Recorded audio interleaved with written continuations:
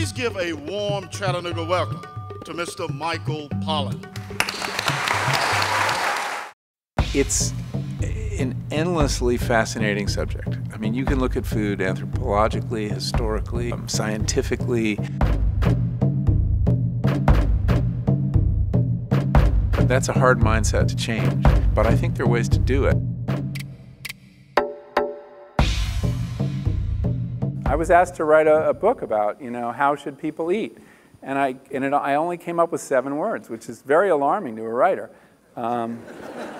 Eat food, not too much, mostly plants. All you need to know, you could get up and leave. Except, I have to tell you what food is. And I realize you have to unpack those 7 words.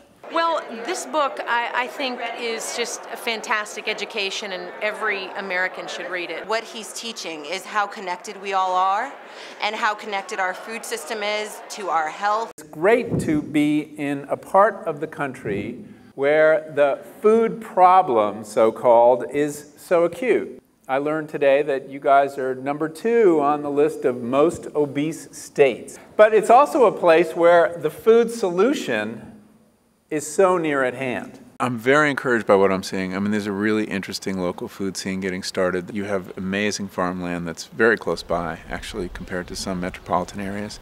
The challenge is the infrastructure and also persuading the consumer that what he or she is getting for the premium price of sustainably raised food is really worth it. I'm not going to talk about agriculture very much. I want to start at the other end of the food chain. We've really been seduced as a nation into an expectation, almost a right, to dirt cheap food.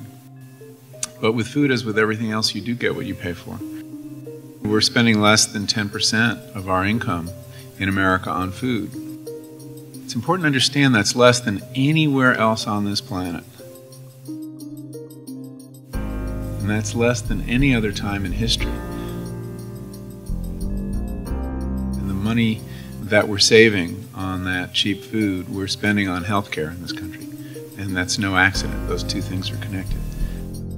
I think the biggest problem we have with our food system right now is it's providing too many of the wrong kind of calories, with the result that we have epidemics of chronic diseases, most of which are linked to diet. My argument to people is that, quantity it's not about quantity, it's about quality, it's about pleasure. I want to encourage people to think about eating less higher quality food, and you end up spending the same amount of money eating less and being healthier.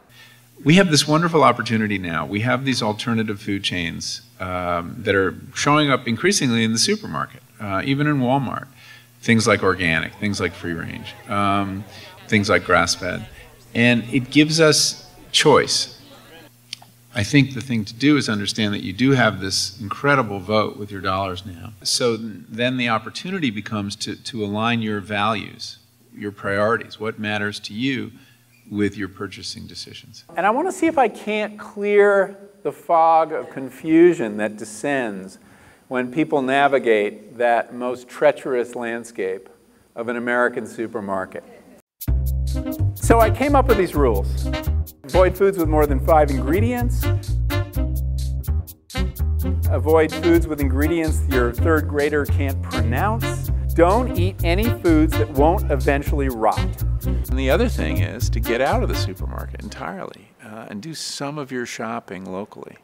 If people even just did 5% of their shopping for local food, it would revolutionize the food economy. It would help preserve land all around Chattanooga, and it would result in a much healthier diet because local food is less processed. There are things I think we can do that don't cost as much as some of us think. Community and food, they go together. It's accessible. You can just show up at a farmer's market and ask a farmer. People go to the farmer's market not just to trade money for food.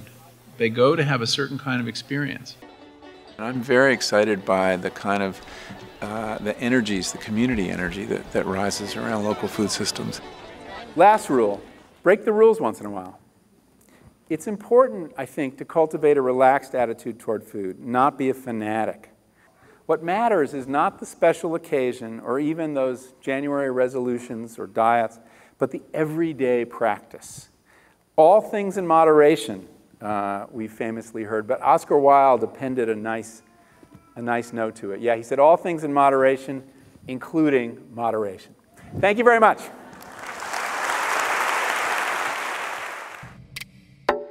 Food is a great way to connect people.